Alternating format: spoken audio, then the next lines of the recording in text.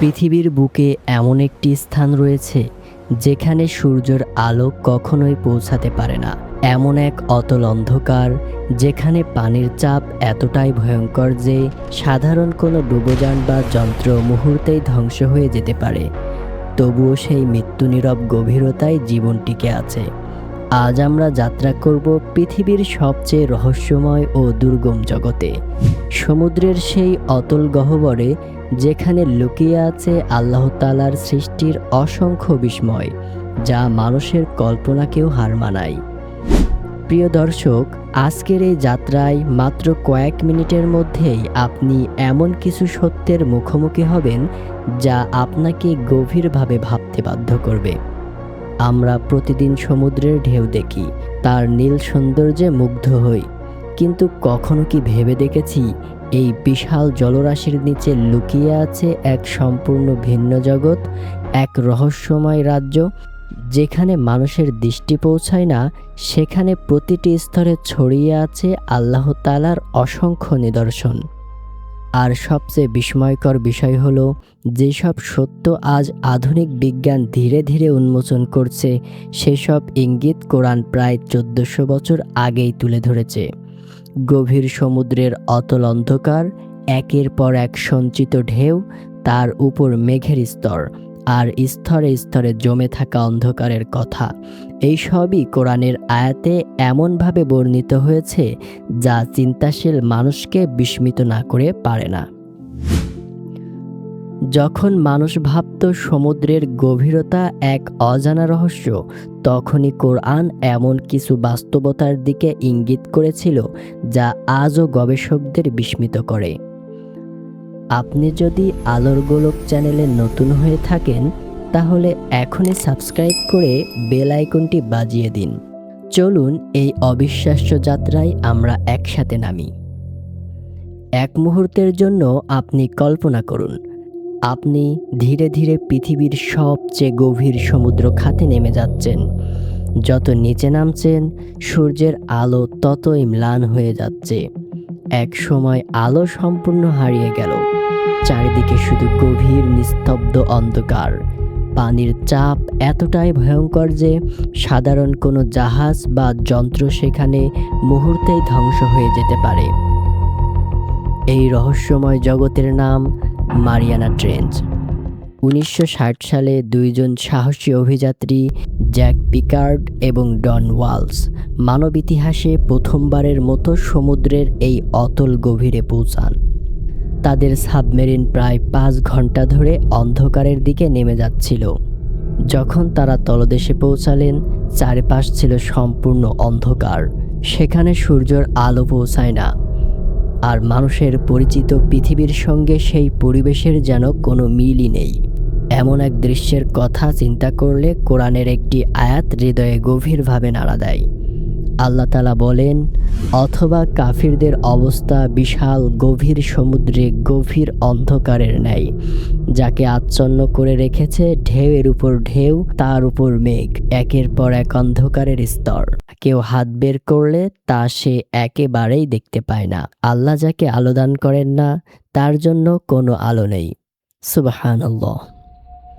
আয়াতটি শুধু অন্ধকারের কথাই বলে না, বরং গভীর সমুদ্রের স্তরবিন্যাস, ঢেউয়ের পর ঢেউ এবং এমন এক পরিবেশের কথা তুলে ধরে যা মানুষের জন্য কল্পনা দিচ্ছিল। আজ বিজ্ঞানীরা জানেন, গভীর সমুদ্রে পানির বিভিন্ন স্তরের তাপমাত্রা, লবণাক্ততা এবং ঘনত্ব ভিন্ন হয়। এসব স্তর সমুদ্রের অভ্যন্তরে জটিল কাঠামো তৈরি করে এবং গভীরতার সঙ্গে সঙ্গে আলো দ্রুত বিলীন হয়ে যায়। ফলে সৃষ্টি হয় এমন এক অন্ধকার যেখানে সত্যি নিজের হাত বের করলে তা দেখা অসম্ভব হয়ে পড়ে। তাহলে প্রশ্ন হলো, 1400 বছর আগে যখন মানুষের কাছে গভীর সমুদ্র অনুসন্ধানের কোনো প্রযুক্তিই ছিল না, তখন এই বর্ণনা কোথা থেকে এলো? পৃথিবীর সবচেয়ে গভীর এই সমুদ্র খাতটির গভীরতা প্রায় 11 কিলোমিটার। এর বিশালতা বোঝার জন্য একটি উদাহরণই যথেষ্ট। যদি পৃথিবীর সর্বোচ্চ পর্বত মাউন্ট এভারেস্টকে উল্টো করে মারিয়ানা ট্রেঞ্চে স্থাপন করা হয়, তবুও তার চূড়া পানির নিচেই ডুবে থাকবে। ভাবতে পারেন কতটা গভীর এই রহস্যময় স্থান। কিন্তু গভীরতা যত বাড়ে, পরিবেশ তত ভয়ঙ্কর হয়ে ওঠে। এখানকার চাপ সমুদ্রপৃষ্ঠের চাপের তুলনায় প্রায় 1000 গুণ বেশি।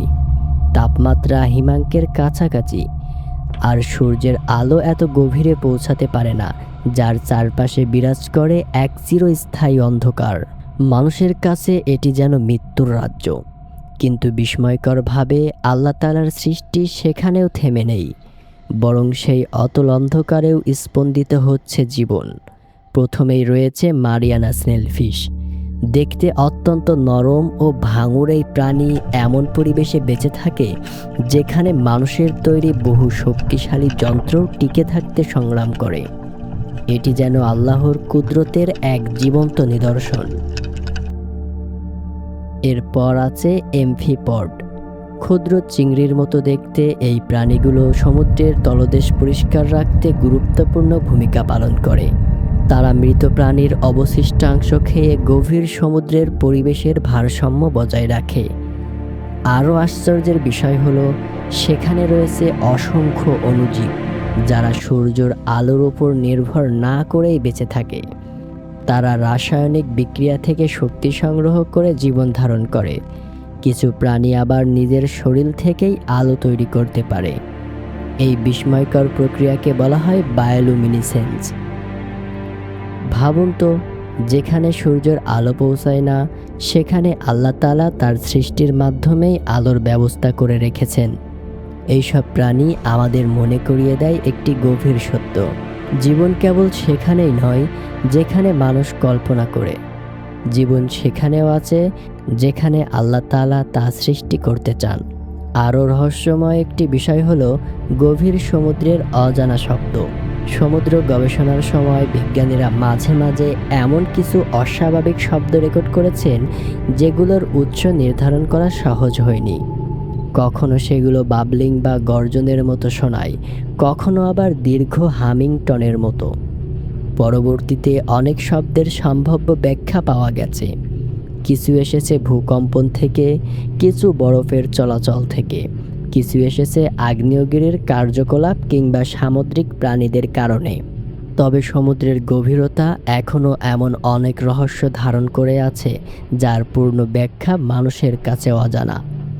এই বাস্তবতাই আমাদের স্মরণ করিয়ে দেয় কোরআনের সেই আয়াত, আর তার কাছে আছে গায়েবের চাবিসমূহ। তিনি ছাড়া এই বিষয়ে কেউ জানে না, এবং তিনি অবগত রয়েছেন স্থলে ও জলে যা কিছু আছে। সুবহানাল্লাহ। মানুষ যতই অনুসন্ধান করুক, জ্ঞানের শেষ সীমানায় গিয়ে সে উপলব্ধি করে সৃষ্টির অনেক রহস্য এখনও আল্লাহ তাআলার জ্ঞানের ভাণ্ডারেই সংরক্ষিত রয়েছে। আর হয়তো এই কারণেই সমুদ্রের গভীরতা আজও মানুষকে বিস্মিত করে, কৌতূহলী করে এবং বারবার নতুন করে ভাবতে শেখায়। এক মুহূর্তের জন্য আপনি চিন্তা করুন, যখন কোরআনের এই আয়াত নাজিল হয়েছিল, তখন মানুষের কাছে সমুদ্র ছিল এক রহস্যময় জলরাশি মাত্র। গভীর সমুদ্রের অন্ধকার, অভ্যন্তরীণ ঢেউ, পানির স্তরবিন্যাস কিংবা হাজার হাজার মিটার নিচের পরিবেশ সম্পর্কে তাদের কোনো বাস্তব জ্ঞানই ছিল না। কিন্তু আজ অত্যাধুনিক সাবমেরিন, সোনার প্রযুক্তি এবং গভীর সমুদ্র গবেষণার মাধ্যমে বিজ্ঞানীরা এমন সব বাস্তবতা আবিষ্কার করেছে যা মানুষ অতীতে কল্পনাও করতে পারেনি। গভীর সমুদ্রের স্তরবিন্যাস, আলোর সম্পূর্ণ অনুপস্থিতি এবং এমন অন্ধকার যেখানে হাত বের করলেও তা দেখা অসম্ভব, এইসব বিষয় কোরআনের আয়াতকে নতুনভাবে ভাবতে উদ্বুদ্ধ করে। আর সবচেয়ে গুরুত্বপূর্ণ বিষয় হলো, কোরআন কোনো বিজ্ঞান পাঠ্যপুস্তক নয়। এর মূল উদ্দেশ্যই মানুষকে হেদায়েত দেওয়া। কিন্তু এর বর্ণনায় এমন অনেক নিদর্শন রয়েছে যা মানুষকে চিন্তা করতে, পর্যবেক্ষণ করতে এবং সৃষ্টিকর্তার মহিমা উপলব্ধি করতে আহ্বান জানায়। আর মারিয়ানা ট্রেঞ্চ সেই নিদর্শনগুলোর একটি শক্তিশালী উদাহরণ। শুধু রহস্যমতার কারণেই নয়, পৃথিবীর ভূতাত্ত্বিক ব্যবস্থার ক্ষেত্রেও এর গুরুত্ব অপরিসীম। মারিয়ানা ট্রেঞ্চ পৃথিবীর টেকটনিক প্লেটগুলোর পারস্পরিক ক্রিয়ার একটি গুরুত্বপূর্ণ অংশ। এই প্রক্রিয়ার মাধ্যমে পৃথিবীর ভূপৃষ্ঠ ক্রমাগতই পরিবর্তিত হচ্ছে, নতুন ভূখণ্ড সৃষ্টি হচ্ছে এবং গ্রহের দীর্ঘমেয়াদী ভূতাত্ত্বিক ভারসাম্য বজায় থাকছে। অর্থাৎ যে স্থান আমাদের কাছে ভয়ঙ্কর, অন্ধকার এবং নির্জন বলে মনে হয়, সেটি আল্লাহ তাআলার সুবিশাল পরিকল্পনার একটি অংশ। সুবহানাল্লাহ। মানুষের কাছে যা রহস্য, আল্লাহর কাছে তা সম্পূর্ণ স্পষ্ট। মানুষের কাছে যা অন্ধকার, তার জ্ঞানের সামনে তা সম্পূর্ণ উন্মুক্ত। এ কারণেই গভীর সমুদ্রের দিকে তাকালে শুধু একটি প্রাকৃতিক বিস্ময় নয়, বরং সৃষ্টিকর্তার কুদরত ও হিকমতের এক অনন্য নিদর্শনও দেখতে পাওয়া যায়। প্রিয় দর্শক, মারিয়ানা ট্রেঞ্চের কোন বিষয়টি আপনাকে সবচেয়ে বেশি বিস্মিত করেছে?